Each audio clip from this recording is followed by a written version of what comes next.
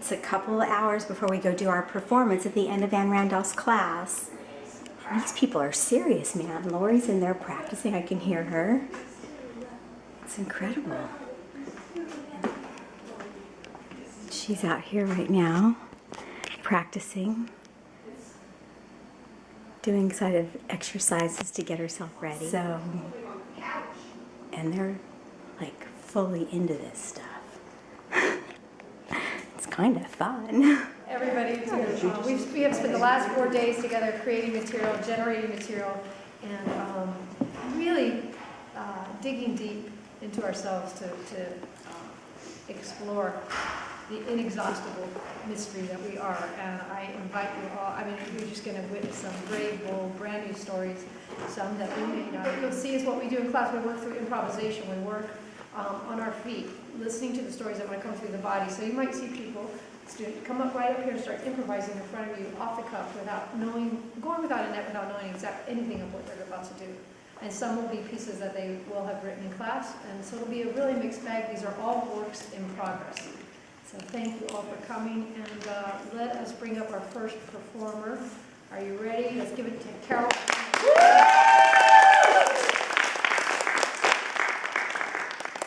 turn off your cell phones. At a recent Van Morrison concert in Ireland, during a quiet moment between songs, an adoring fan yells out, "We love you, Van!" Van's reply, and the only actual words he spoke to the audience that night, "Fucking shut the fuck up." I've been mildly obsessed with Van Morrison for many years. One night I get a babysitter and go for a swim at Rossi Pool with a friend. We stop off at the Hungry Mouth on Clement Street for a bite.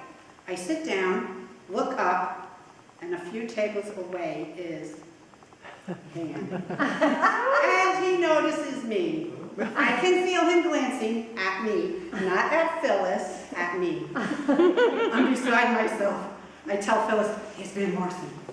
I tell the waitress, "What the hell is wrong with me? I know Van likes his privacy." My heart is pounding. He's getting ready to pay his check. We get up and pass his table. He looks at me, aglow from my swim, my long red hair on fire, and speaks. "You Irish?" What I wish I said. What a faith in Bigorra, Van. I'm fresh off the boat from Belfast, and I make a mean Irish breakfast. What I said. "I really love your music." And his eyes glaze over.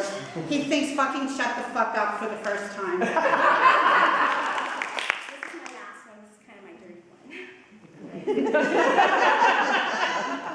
Okay, this is about fantasy. Okay, sorry, honey. Okay. I love my husband. He's tall, handsome, and sexy, funny, kind, and loving. He cooks. His friends think I'm the perfect wife. On Tuesday, he had 3 of his buddies over for a basketball night. Dan, his really cute friend, kept saying how inspired he is by us and what a great couple we are. And yet, if you only knew my dark side. What's next, what's next, what's next? Has me stand and hold my hands behind my back as he unbuttons my shirt and kisses my neck and shoulders while he whispers to me, "You are the perfect sex toy." And I melt. Of course, this is fantasy. Yes, your children was the way to go. Otherwise, it was the nunnery, or you could go to hell. After 10 years of marriage, I decided, I think I'll go to hell.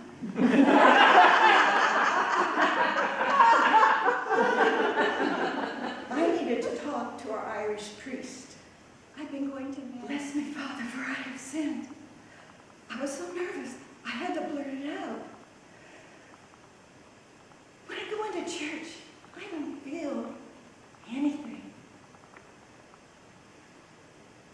Silence.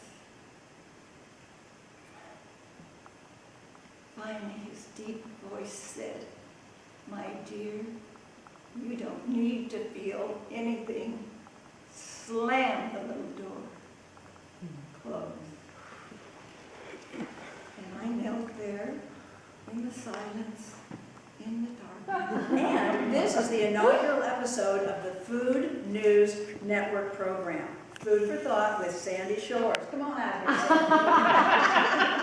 Hi, thank you. So foodies and newsies, grab your ingredients and prepare to make your own news. You just start first and you dish up some dirt on a Republican candidate. How hard could that be? And then you take about a 5-minute segment of Fox News. And that's going to leave a bitter taste in your mouth.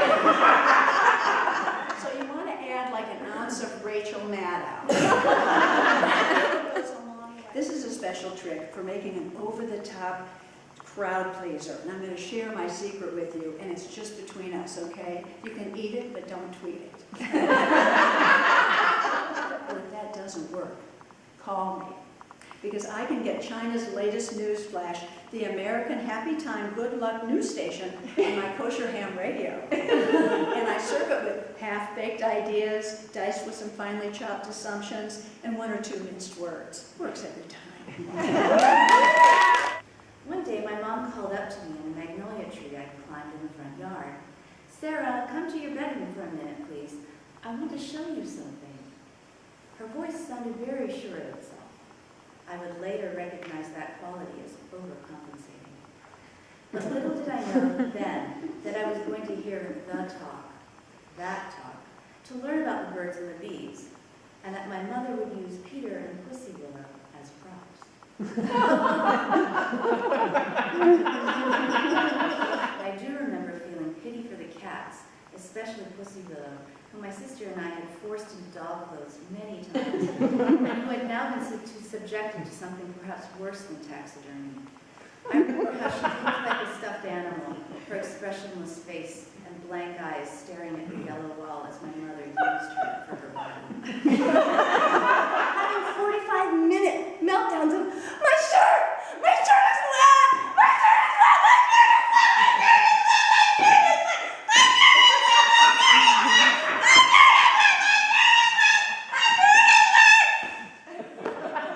Finally, one clears and another one starts. I want the sand to get in my eye.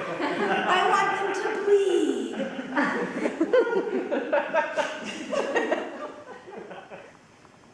Every day, the 3 of us, the teaching team, look at each other like this. Not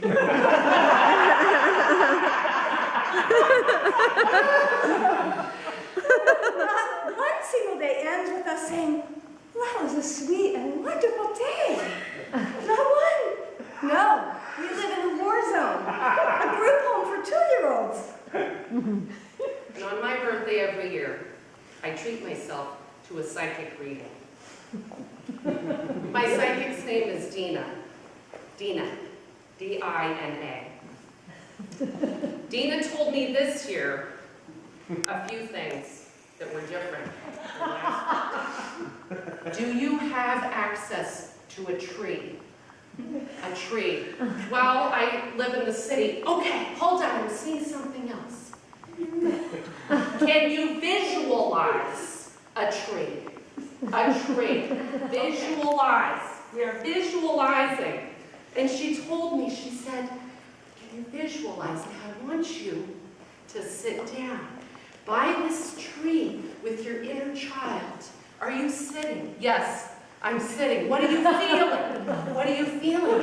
What does it feel like? Well, it's bumpy. Bumpy! Bumpy! Go there! Go to the bumpy! Go to the bumpy! Feel it! Feel it! Feel the bumpy. Okay. All right. What does that mean? What do you think it means, Liz? What do you think it means? Well, it feels dry. Yes! It's dry! You must water it, Liz! You must water! You must water the tree. What do you think that means? What do you think it means? It means when you water the tree, it grows taller and stronger, and taller and stronger, and taller and stronger, and taller and stronger. Come on, people, taller and stronger and taller. My husband of 40 years, a year after his heart surgery, feels tired, bruised, worried. He calls his doctor for comfort. He can't hear sometimes. Jack has entered the country of old men. explore it with him, revive the memories of what we are leaving behind, with or without regret, hesitation, or fear. My passion is getting buried of what I feel I am losing. How we understand together the changes we are facing now. I am entering a new country myself, the willing muscle and bones of the body that climbed mountains, stalls on the trail, that swam open ocean, joins the pool down the street, that hauled buckets of stone, crumples under their weight, that slept on cliffs, now welcomes the invitation to a soft sofa by the window. I turn back from the rutted trail, return to the parking lot. I love the home he designed and built, the ease of our loving, our trust, support, wanting the best for each other. Love what a traveler he is, how he comes alive in art museums. I love going away. I love coming back. I love my thigh between his thighs, the rise and fall of his breath, his warm hugs, eating off his plate, sharing his food. I love the constancy of our friends, how our two sons cherish him. I love his sculpture, carved space in steel. Starlight, star bright, first star I see tonight. Mommy, what's that? What's that great, big, bright one up there? That's not a star, darling. It's a planet. Venus. Venus?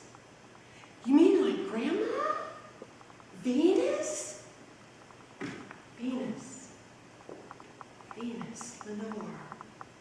Look at that bright, beautiful planet, Venus. Venus, the goddess of love. Venus, Lenore. From hell unto a high estate, far up within the heaven, from grief and groan to a golden throne, beside the King of heaven. And then other times, it's like you're a fucking phenomenon. It's like you're diving and soaring and dipping and peaking and oh, you better believe people are noticing, because it's like you're a human biplane. No, an angel. No, a god. And all those other poor little saps down the dress I was wearing. And these are the very heels. I bought them for my Release Your Inner Diva class. I wanted to learn how to strip for my boyfriend. I wanted to learn a lot of things. Mainly how to keep a younger, beautiful man interested in me. Forever. But like, also how to stop apologizing for wanting to have sex. A whole lot of sex. All kinds of sex with all kinds of people. Well, that was the advanced course. In the beginning, all I really wanted to know was how to live outside of PTA meetings, my Volvo station wagon, and chemical haze. I'm up on that stage. Hippie girls, gone. Gwen, gone. It's just me, my heels, that pole, and the thought, why the hell not?